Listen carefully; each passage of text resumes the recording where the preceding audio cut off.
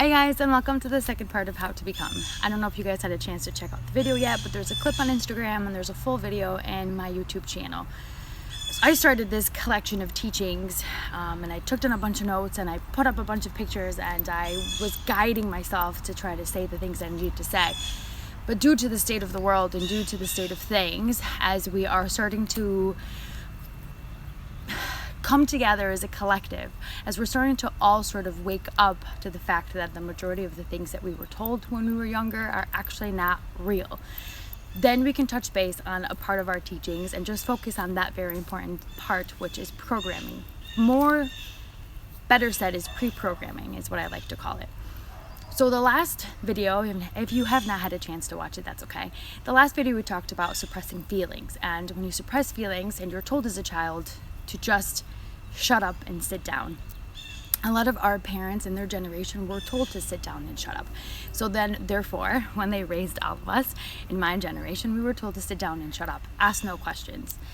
The wildest part is that when a child reaches the age of 3 years old, psychologically speaking, they're fully aware of what is right and what is wrong. And they want to question everything. They want to question how a refrigerator works, how a car works. They want to question why that lady is doing what she's doing. They question absolutely everything. And I know as a parent, I have not raised my children to sit down and shut up. I've raised my children to ask a million questions. My oldest used to ask me what happens if he gets in trouble in school, if he questions his teacher, if he questions anything that his teacher has to say. And I used to say to him that I'd be very proud if he got into any kind of trouble for raising a question to something that either made him uncomfortable or that he didn't understand. If you come from a generation from when your parents or your parental units, where your pre-programming starts is with your parental units, whether you grew up with your parents, your grandparents, an uncle, an aunt, or in foster care, the basis of your pre-programming starts then. They send a foundation of what you believe, who you should be, what you should study, who you should become, when you should get married, if you should get married, how and when you need to buy a house, and how you need to fit into this cookie cutter perfection of society. Not only that, but we are told when we have to study social studies and we have to study history, that we are to memorize absolutely everything that is in that book and in that lesson and memorize it to the T, so the next time we come in and take an exam, we can ace the exam without asking questions. My kids asked about Christopher Columbus a couple of weeks ago when all the riots started, only because it came up in conversation when I was with my family, and I sat them down and I told them about who Christopher Columbus was and why he was the way that he was and what happened in actuality when Christopher Columbus came here from Spain. And they questioned why we celebrate somebody that terrible. So a lot of us that were brought up in a world where we were pre-programmed to believe certain things are going through a drastic change currently that we don't actually understand, because we were told to sit down and shut up. Now we are watching generations rise up, generations that have witnessed terrible happenings in our world that are starting to witness that nothing has actually changed. So those of us that feel triggered by these events, those of us that feel like our center is being kind of shaken up, those of us that feel like our solar plexus, our belly button, our self-worth, every part of our body keeps sort of feeling like it's shaken up, that's a sign that we need to research why we feel shaken up.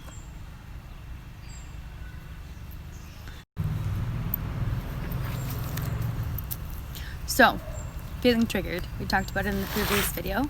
Feeling uncomfortable when you hear something, feeling shaken up. Those are conversations that need to be had, the conversations that make you feel uncomfortable, because you have to learn how to be more open-minded and you have to learn how to welcome new information. It's difficult. Nobody likes change. It's going to take you a long time. You're going to move forward and then move backwards and then move forward and then move backwards. As open-minded as I've become through the turmoils and through the chaos in my life, I still question everything. I still research everything. You can't take the information that you're given or the information that you had when you were younger seriously.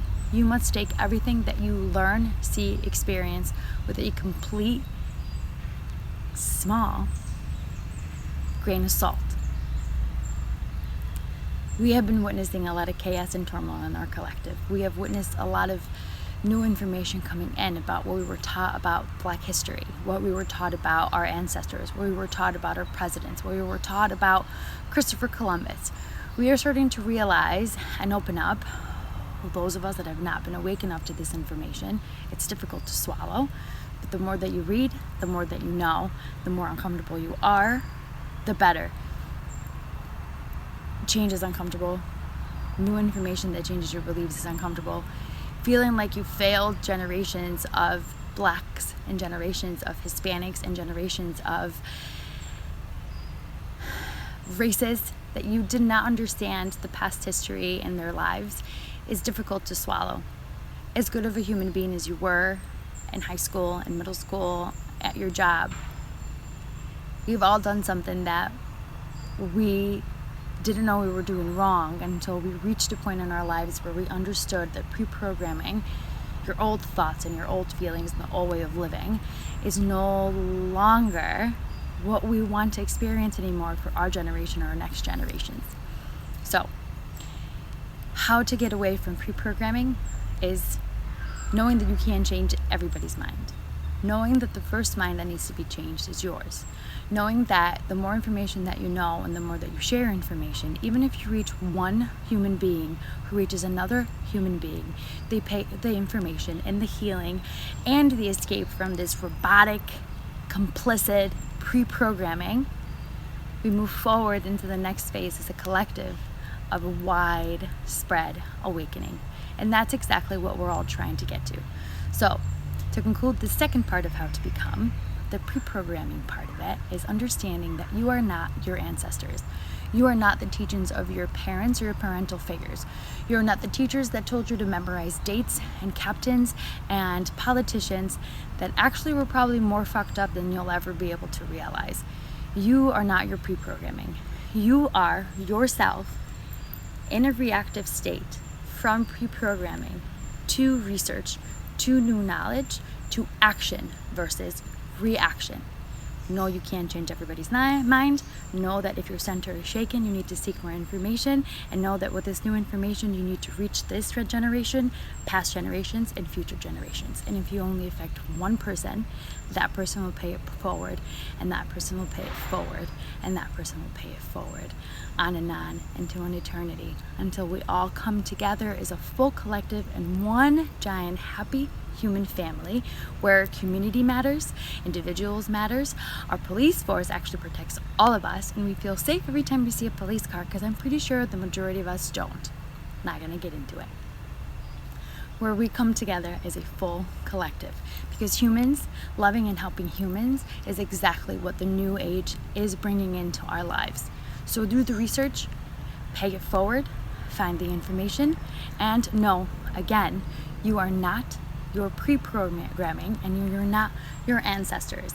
Take the avatar, the anxiety you feel, break that shit down, take the mask off your face, and know that it's a hard journey to get into, and it's uncomfortable, but we have all survived it. All of us healers that have got to go through the darkness have made it to the other side and are here to support and love you. Any questions or anything at all, feel free to contact me. I'm always here. I am opening up my Reiki practice again. Missed it so much. And I have a great new package coming to you guys, which is Reiki healing and soulful guidance, which is connecting to your guides and tapping into your past, where we can understand why you have anxiety and why you keep attracting the wrong jobs, the wrong friends, and the wrong relationships. Stay tuned for that. I love you guys so much. Thanks for being here.